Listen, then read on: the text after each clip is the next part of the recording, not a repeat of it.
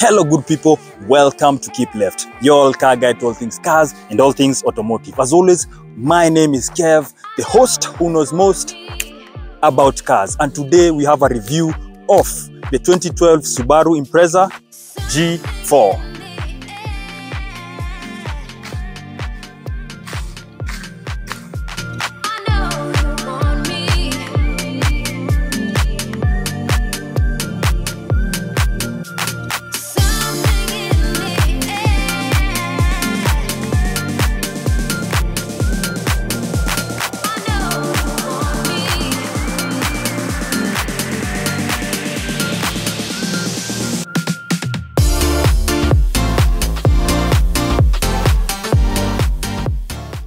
I can't believe I'm saying this, but have the Subaru executives become sane? I've always thought they're a bunch of mad people. Actually, I've always thought there's a kid who does their research and development, because all through their ideas have been bonkers and good for people who understand Subarus. So here's the thing. My fondest memories about Subarus were on the back roads of Group B rally stages, where turbo fire-breathing monsters would enchant the back roads of Eastern Europe and South America. And this was a good thing, because when you used to see those earlier ages Subarus making those handbrake turns, slalom turns, it would always give you a smile. If anything, the best thing about Subarus is that they are filled with pantomime lunacy and irresponsible desire to make you happy. And that's what makes us happy. But the Subaru G4 comes out as something that has been drawn to bring a bit of sense and lessen the drama in our lives. This is the 2012 Subaru G4. And to be honest, it's a grown-up car. It's no longer those hood scoop cars, bonnet vents, and fender flare arches that we normally see in most Subarus. And I think I understand it. I think I understand why Subaru did this. This is the 4th generation of the Subaru Impreza, and it takes the chassis codes of GP or GJ. And this particular one is referred to as the G4. And this is why, because it's a sedan version of the Subaru Impreza, and by the mere fact that it has 1, 2, and 2 more other doors, it is called the G4. That doesn't mean that the hatchback version, because it has 5 doors, it can be referred to as a G5, because we all know how a G5 looks, and it's not like this. But ideally, this car was designed and released into the market from 2012 to 2016, and it was a new shape, something different from what we used to see with Subaru. Accepted and denied by 2 different fan bases of Subaru, as we shall find out soon enough. So under the bonnet of the Subaru Impreza G4 is a very familiar engine. All Subarus come with boxer engines, where the pistons they come together, hence the name boxer engine. So they have 6 different types of engines, running from 1.6 liter to a 2.5 liter engine. They have the first engine type is the FB16, which denotes a 1600cc engine. They further have another 2 liter engine, which is the FB20, which is also a 2 liter engine. And in fact, this particular model is the FB20 engine. Further from that, they have the forced induction engines, which have turbo, which consist of the FA20, which is a 2 liter turbocharged engine. They further have the normal EJ20, which is equally EJ207, which is equally a turbocharged engine. And finally, as far as the petrol model of engines go, they have an EJ257, which is equally a turbocharged engine. The EJ257 is normally found in the WRXs and STIs. They furthermore have a final diesel engines, but they are not so familiar in terms of usage and in many cars. In fact, they are in limited occasions in terms of where they are distributed, which is a 2 liter turbo diesel engine, which takes an engine code of EE20. So what's the difference between the EJ engines that we've come to know and this FB or FA20? So I'll start with the FB and FA engines. Basically, the FA engine is an FB engine, but with forced induction, with a turbocharger. Now, the difference between the EJs and the FB and FA engines is that the FB engines and FA engines come with direct injection. Aside from that, they have a higher compression ratio in order to improve the power efficiency, whilst noticing that these engines are far much lighter than their EJ compatriot. But still, Subaru continues to have their EJ engines in this generation. So as far as gearboxes are concerned, these cars come with 3 different types of gearboxes. One, they have a 5-speed manual gearbox, a 6-speed manual gearbox, and finally, what we have in this car is the very familiar CVT transmission, which is the Lineartronic CVT transmission.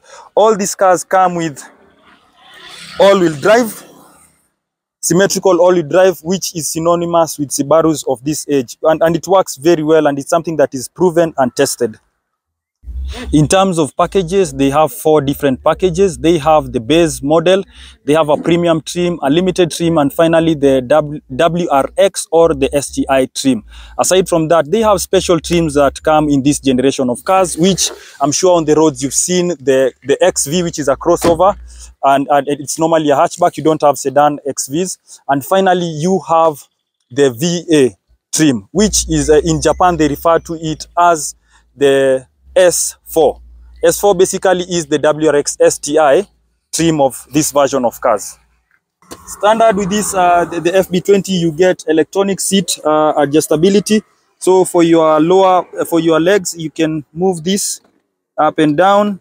You can always move the back too, and to move the seat front, you just push here. This is something that was not there in the previous generation, and it's a good addition. Aside from that, when you come to this area here, this car comes with a key fob, and as such, it is a push to start. You get your traction control settings, which works hand in hand with the eyesight of this car, which we shall describe in a few. Aside from that, look at the space. This space is more than enough. Without forgetting, you have paddle shifters with this, and that just basically means on the gear settings, you just need to move it to this section here, and then you can actually use it as a multi-mode gearbox.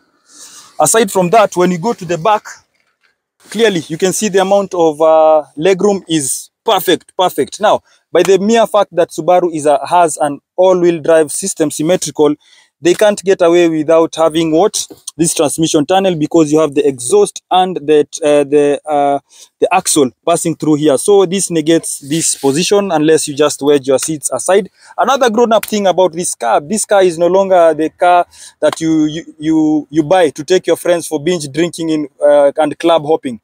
This car comes with ISOFIX. So under here you can actually harness the car seat for children and set it up. You see, these are grown-up things. I'm telling you, Subaru have actually grown up. Aside from that, I love the mixture of leather and this sort of Alcantara type of a finish. It's very nice. This black and leather finish is very nice. It gives this car a very nice feel. The headroom is amazing.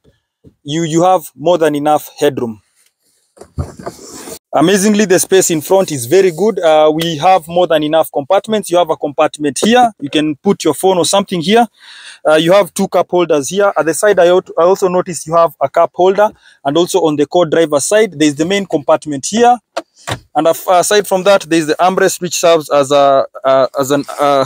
another compartment. And equally, it has an AC output for you to plug in anything like a cooler. The space all around here is good, and this space, considering I haven't moved this seat, this is more than enough, and this space is actually in consideration of the back seats. It's an all-round nice place to be.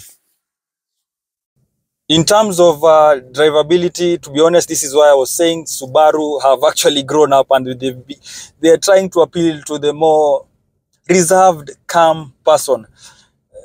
While driving this car, you can actually forget that you're driving a Subaru. It's well controlled and easy to drive. Not that other models have been difficult, but this is what I'm talking about. For instance, when it comes to the pulsating throb that the EJ engines always used to have, this car has a much quieter hum. It feels like almost you're driving a hybrid car or an electric car. You can barely hear it. Exactly, that's what I mean. So it has truly grown up in terms of the type of people it needs to attract to. Or does it mean that the people who are designing Subarus are now grown up and they want more sensible cars in terms of their usability? Maybe. The interior of this car is very, I would say, calm. It is very straightforward, and I think it is something easy that is to manufacture. It's a dark interior with this almost silverish finishing. What you get with this is this info display here, and obviously the LCD that is in the center, the instrument cluster. Sorry about that. The fans and the AC systems are very easy to locate.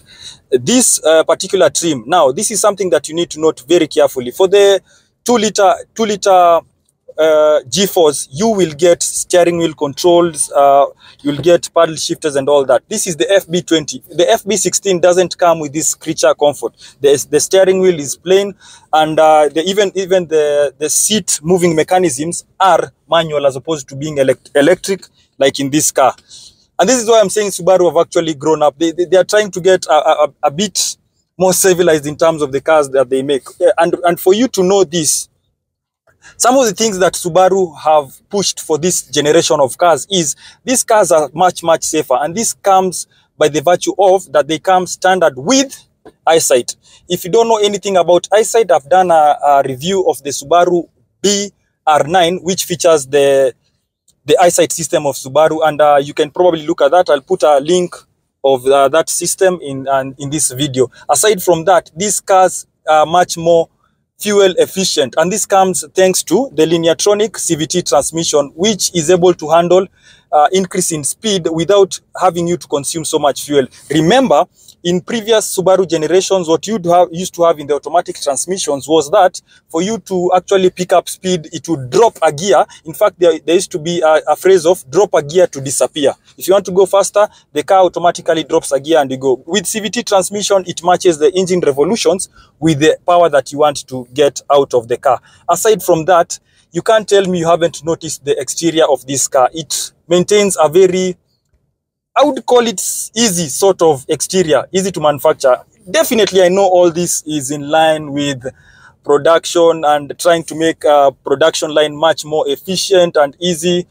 I suspect Toyota had a hand in this, but we times have to move on, and these days cars continue to be made in the assembly line by machines, so human input is very minimal. You can't tell me you miss those days where Colin McRae had a much bigger cult following than we have right now with Elon Musk. I mean, that is what I talk about when I look at Subaru. This is a very civilized car. Not to say that it is any less powered. It features more power than the next generation, but that pantomime lunacy is what we are looking for. That exuberance in their designs. So some of the things that will come standard, and I mentioned it earlier on, is the eyesight. So one of the things that eyesight will do is, and if it has lane assist, for example, this car will tell you if I change lanes or if I'm veering off the road without any indication. That is, if you indicate, the car should not, the lane assist should not chime in. So in terms of drawbacks, there aren't so many. One of them, I'll bring you to the LCD display here. If you put any weights at the back, it will always illuminate and show you that the seat belts have not been tied, and it can be annoying because you get the chime to tell you that the seat belt is not fitted on. Aside from that, the fact that this car is all-wheel drive, it means that you cannot get away with changing tires irregularly. Because of the ABS system in this car, you have to change you have to rotate your cars to ensure that they wear equally, because if these tires they wear differently, you will end up having situations where the car is not able to calculate the proper wheel speed. Sorry about that. Aside from that, the cars, as a drawback, they don't hold up to their prices so well. But to the Subaru fanboys, this one, they don't stay so long in the market. People who appreciate this, people who love the finer things at a price, at a respectable amount, will go for the Subaru as opposed to their European compatriots. It's a nice car all round. In terms of prices, this car's entry level for the 2012 versions, and this will be in respect of if you're going for the 1600cc or the 2-liter. Prices will start from around 1 million Kenya shillings with upwards of 1.8 million shillings. Again, I will say this, all factors held constant. This is in consideration of the trim level, with the STI versions being much more expensive than the base model versions of this car.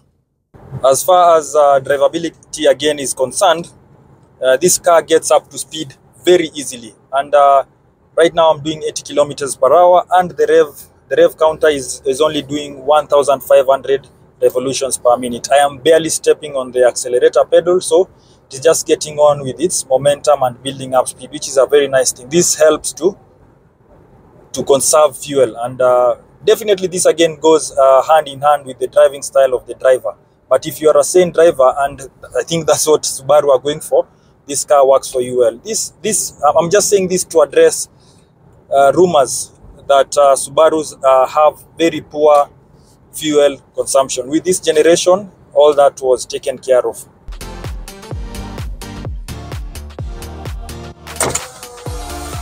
Thank you so much for watching this episode, and as always, if you've liked it, give it a huge thumbs up.